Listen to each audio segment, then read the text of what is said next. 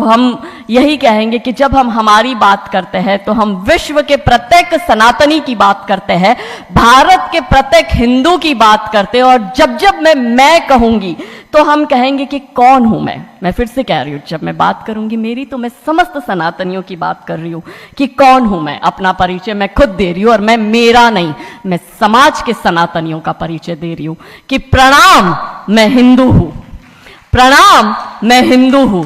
रुद्राक्ष की माला मैं भी मैं हूं, कृपान कटार और भाला मैं भी मैं हूं, श्वेत भी हूं और शुद्ध भी मैं हूं, विरुद्ध हो मेरे तो युद्ध भी मैं हूं, इतिहास में बहा आंसू और खून भी मैं हूं, अब जो कह के मिलेगा वो सुकून भी मैं हूं कि इस धरती का मैं केंद्र बिंदु हूं। प्रणाम, मैं हिंदू हूं।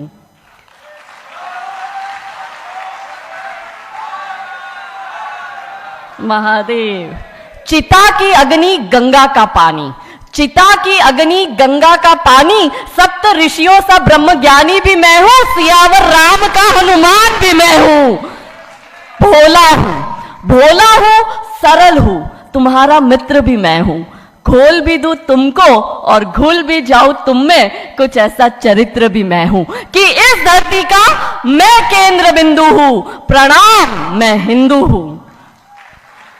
प्रणाम का भाव भी मैं हूं, प्रणाम का भाव भी मैं हूं, आक्रमण का घाव भी मैं हूं, सहनशील स्थिर और शांत भी मैं हूं, देवभूमि भारत का हर प्रांत भी मैं हूं, शक्ति भक्ति ना थकती क्रांति भी मैं हूं, तूफान हूं और तूफान से पहले की शांति भी मैं हूं कि इस धरती का मैं केंद्र बिंदु हूं। प्रणाम, मैं हिंदू हूं। और क्योंकि आज हमारा विषय जो हमें दिया गया है वो सभ्यता संस्कृति को नष्ट कर देने वाले सेंसर बोर्ड के विषय में है, और जब जब हम सेंसर बोर्ड की बात करते हैं तो दिमाग में पहला भाव आता है बॉलीवुड का, ओटीटी प्लेटफॉर्म्स का। इस देश को जितना बर्बाद इस्लामिक आक्रमणकारियों ने नहीं किया, इस देश को जितना बर्बाद ईसाई आक्रमणकारियों ने नहीं किया, उससे ज्यादा बर्बाद यदि इस देश को कोई कर रहा है तो वो इस देश की बॉलीवुड की फिल्में कर रही है। लड़ाई पूरी नैरेटिव की है, ये पूरी लड़ाई आइडियोलॉजी की है। कैसे हमारे दिमाग को खराब करते हैं। हमें बचपन से ये बताया गया कि मुगल ने देश पर आक्रमण किया, नहीं, देश पर आक्रमण मुसलमानों ने किया था। हमें यह बताया गया कि इस देश पर आक्रमण अंग्रेजों ने किया, नहीं, इस देश पर आक्रमण ईसाइयों ने किया था। और ये मुसलमान और ईसाई जो बाहर से आए, हमने इनको फिर भी अपनाया, इस देश में जगह दी, स्थान दिया, प्यार दिया, इन्हें इनको बनाने दिए, मस्जिदें बनाने दिया इनको, इनका गिरजाघर, इन्होंने हमारे धर्मांतरण भी कराए। और आज हालत यह है कि भारत के 9 राज्यों में और 200 जिलों में हिंदू अल्पसंख्यक हो गया है, और यही चिंता सताए रहती है। तब आज हम सब एकत्रित इस मंच पर होकर यह चिंतन मनन करते हैं कि हम हमारे देश की और हमारे धर्म की रक्षा कैसे करेंगे, क्योंकि धर्म बचेगा तो ही देश बचेगा, नहीं तो सिर्फ अवशेष बचेगा। कृष्ण बचेंगे, राम बचेंगे, चारों पावन धाम बचेंगे।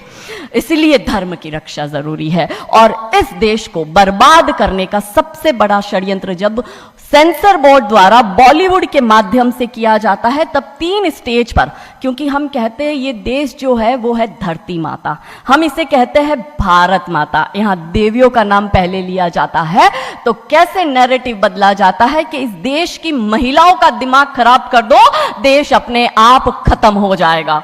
साउथ अफ्रीका की एक बहुत बड़ी यूनिवर्सिटी में कहा गया था कि किसी भी देश को बर्बाद करने के लिए वहां पे बम बारूद गोला असला दागने की, मिसाइल दागने की जरूरत है ही नहीं।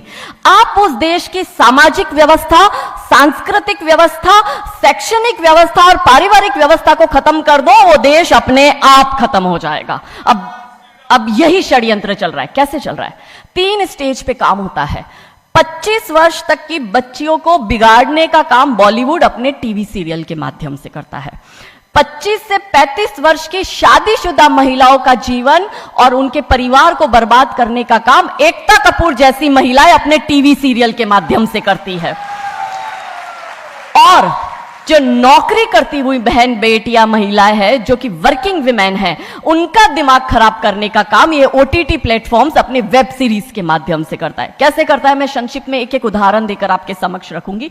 और बहुत जरूरी है कि जब हम तो एक साधारण व्यक्ति है, हम संसारिक जीवन में रहते हैं, लेकिन यहां पर जो उपस्थित हमारे संतगण है, महंतगण है, इनके बहुत बड़ा फॉलोअर्स ग्रुप रहता है, बहुत से लोग आते हैं, बहुत सी महिलाएं आती है। ये बात वहां तक पहुंचे क्योंकि वो यहां पर उपस्थित नहीं है, पर हमें पता है कि वीडियो के माध्यम से हमारे संत श्री, हमारे महंत श्री हमारी ये वाणी जो है उन तक पहुंचाएंगे कि कैसे करते हैं। ये एक फिल्म बनाते हैं 25 वर्ष की तक की बच्चियों को कैसे बिगाड़ना है।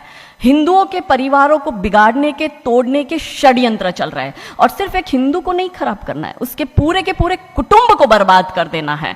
तो एक भारत की महिला 2 परिवार को जोड़ती है, मायका पक्ष और ससुराल पक्ष। और हम कहते हैं कि भारत की परिवार व्यवस्था जो है वो मानवता की सबसे बड़ी देन है। तो इसी व्यवस्था को खत्म कर दो। कैसे कर दो? तो ये एक फिल्म बनाते हैं अतरंगी रे। हमारी क्योंकि दीदी भी यहाँ उपस्थित है जो कि सेंसर बोर्ड में सदस्य है, तो हम इतना उनसे विनती करेंगे कि हमारी ये बात भी उन तक पहुंचाए। सिस्टमैटिकली ये फिल्मों में लड़की दिखाएंगे हिंदू की, लड़का दिखाएंगे मियाँ भाई का, और उसमें भी दिखाएंगे कि वो लड़का चाहे अनपढ़ हो, चाहे गवार हो, चाहे आतंकवादी हो, चाहे पंचर छाप हो, और वो हिंदू की लड़की चाहे कितनी पढ़ी लिखी हो, लेकिन उसका परिवार जो है वो रूढ़िवादी है, वो रिग्रेसिव है, और उसके सामने यदि वो घोड़ा भी चला रहा है, खच्चर टट्टू भी चला रहा है, तो वो बड़ा प्रोग्रेसिव है, वो बड़ा संस्कारी है। कैसे करते हैं? ये एक फिल्म बनाते हैं अतरंगी रे। अतरंगी रे फिल्म में जो कि आज की युवा बच्चियों का लेटेस्ट क्रश है, सारा अली खान हीरोइन लेते हैं। हमारी युवा बच्ची इसको फॉलो करती है। उसमें यह दिखाते हैं कि सारा अली खान जो एक मुस्लिम लड़के के प्यार में पड़ जाती है और अपने परिवार से विरोध कर कर, उनसे लड़ झगड़ कर ट्रेन में बैठकर वो भाग जाती है। उसी ट्रेन में एक संवाद होता है उस पिक्चर के हीरो का और उसी हीरोइन का।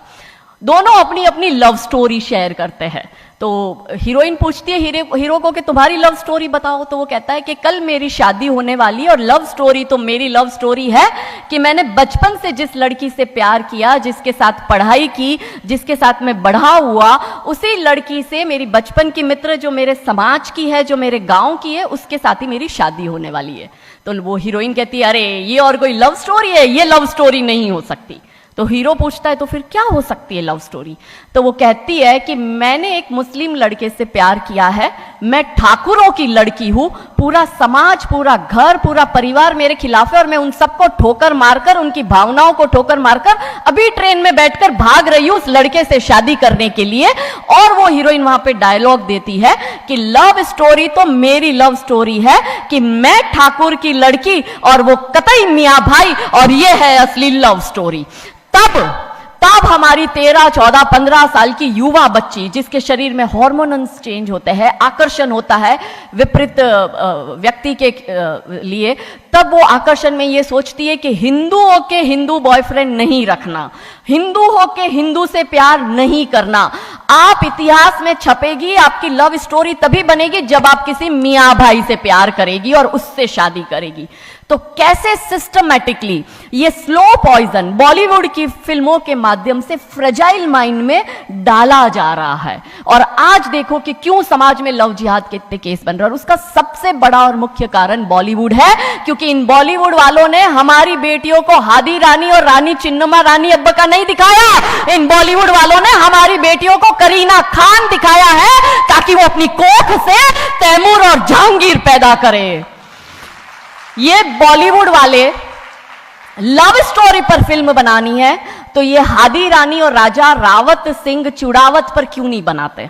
मैं आपको उनकी कथा शॉर्ट में करती हूं कि राजा रावत का शादी जो होता है वो हादी रानी से होता है, मेवाड़ के राजा है, और औरंगजेब की सेना आक्रमण करने आती है।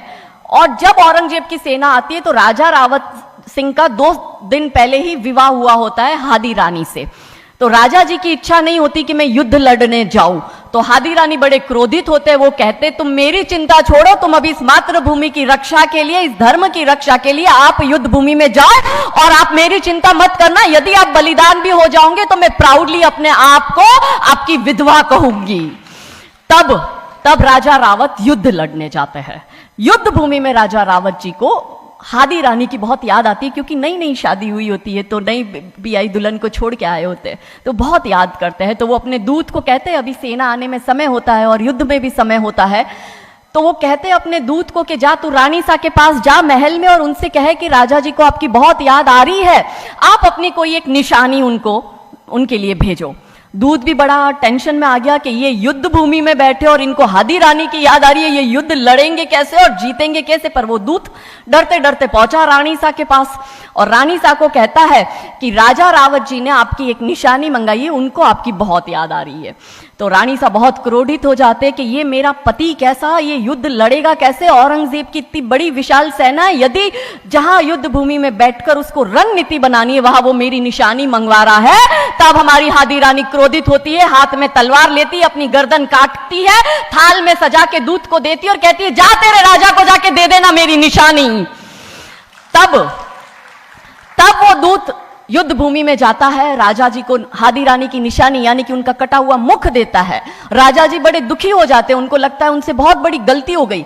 राजा जी रानी की अंतिम इच्छा समझ जाते हैं, रानी जी के लंबे बाल होते हैं, उन बाल की वो माला बनाते हैं, उनके मुख की माला बनाते, वो युद्ध लड़ते हैं, औरंगजेब से युद्ध जीतते हैं और जीतने के बाद राजा रावत वहीं युद्ध भूमि में अपना बलिदान देते, अपनी गर्दन काटकर वहीं अपने जीवन का त्याग करते हैं। यह है लव स्टोरी। पर बॉलीवुड इस पर फिल्म नहीं बनाएगी कि इतिहास चुराए नहीं है, हमने इतिहास बनाए हैं और लाखों शीश कटे हैं रण में, तब जाके हिंदू कहलाए हैं। ये महान गौरवशाली इतिहास हमारा, पर बॉलीवुड इसका इतिहास हमारे समक्ष आने नहीं देता। अब रहा 25 से 35 वर्ष की महिला, कैसे बिगाड़ती है एकता कपूर। वही sari, typical dress, typical getup, पीछे उसकी सीरियल में एकता कपूर की सीरियल में पीछे बहुत बड़ी अंबे मां की मूर्ति, दिखाएंगे कैसे हिंदू महिला को, क्योंकि परिवार खत्म करना है हिंदुओं का। तो वो एक से प्यार करेगी, शादी दूसरे से करेगी, जीवन में तीसरा पुरुष आएगा, फिर दूसरा मर जाएगा, फिर उसको चौथा पसंद आने लगेगा, फिर जो मर गया वो जिंदा हो जाएगा, फिर कंफ्यूज हो जाएगी किसके साथ जाऊं, दूसरे के साथ कि चौथे के साथ। क्या हमारी भारतीय महिलाएं, क्या हमारी हिंदू महिलाएं, सबसे बड़ा प्रश्न यह है कि क्या हम 4-4 पुरुषों के साथ अफेयर करते हैं? क्या ये हमारा सम्मान है? और अगर यदि हम सब एक होकर इसके लिए नहीं बोलेंगे तो ये आवाज नहीं उठेगी। और दुख की बात यह है कि ऐसी एकता कपूर जैसी महिलाएं जो घर तोड़ने का काम कर रही है, इनको पद्मश्री अवार्ड मिल जाता है। कैसे मिलता है? भारत सरकार से इस भूमि पर खड़े होकर मैं निवेदन करती हूं कि आप ऐसी महिलाओं के पद्मश्री वापस लो, क्योंकि ये महिलाएं हिंदू परिवारों के मकान, घर तोड़ने का काम कर रही है। और तीसरा और अंतिम, नौकरी करने वाली बहनों का दिमाग कैसे खराब करना है। तो ओटीटी प्लेटफॉर्म के माध्यम से ये दिखाएंगे कि यदि आप नौकरी कर रही है तो आपके सास ससुर आपके पैर की जूती, आपका पति आपके पैर की जूती। बच्चा पैदा करने के लिए आपको किसी से शादी करने की जरूरत नहीं है, आपको ससुराल व्यवस्था में रहने की जरूरत नहीं है, और आप है फेमिनिस्ट। और स्त्रीवाद का झंडा दिखाकर हमारी बहन बेटियों को एक हाथ में शराब का ग्लास, दूसरे हाथ से सिगरेट फूको, अंग्रेजी में गालियां बको और आप अपने आप को फेमिनिस्ट कहो। क्या यह फेमिनिज्म है भारत की धरती का? ये कभी नहीं हो सकता। रानी चिन्नमा, रानी अब्ब का फेमिनिज्म का उदाहरण है, और दूर जाने की जरूरत नहीं है। हमारी परम पूजनीय दीदी मां साध्वी ऋतंबरा दीदी मां फेमिनिज्म का सबसे बड़ा उदाहरण हमारे समक्ष है। रानी नायका देवी, रानी लक्ष्मीबाई हमारे लिए फेमिनिज्म का सबसे बड़ा उदाहरण है। तो यहां उपस्थित सभी महानुभावों से हम यही विनती करते हैं कि फिल्म के माध्यम से ड्रग्स, अश्लीलता और गाली गलौच ये दिखाने के सिवाय कुछ नहीं होता। तो हम सब मिलकर एक साथ एक आवाज उठाए कि इन चीजों का बंद होना बहुत जरूरी है, क्योंकि आने वाली पीढ़ियों को बर्बाद करने का काम ये लोग अपने टीवी सीरियल और फिल्मों के माध्यम से कर रहे हैं। और क्योंकि शुरुआत भगवान राम जी के नाम से करी थी, तो अंत भी हम भगवान राम जी के नाम से करना चाहेंगे कि कौन है राम। राम जो है चेतना है, बिंदु है, बिंदु जिससे प्रस्फुटित है तेज, तेज जो कि इस समस्त सृष्टि की रचना की कल्पना का हेतु है। अनाम है, अनाम जो है पंक्ति में प्रथम, प्रथम है धर्म धैर्य का, है शौर्य का, अनंत अंत क्रोध का, प्रचंड युद्ध का, निलय प्रलय विराम है, विराम है अहम का, है शोध इस अनंत का, अनंत मुक्त क्रोध का, अनंत भक्ति बोध का, अनंत शक्ति स्रोत का, अनंत मोक्ष धाम है। वो एक नाम राम है, वो एक नाम, वो एक नाम। नमः पार्वती पतये हर हर महादेव। बहुत बहुत धन्यवाद, बहुत बहुत आभार, थैंक यू।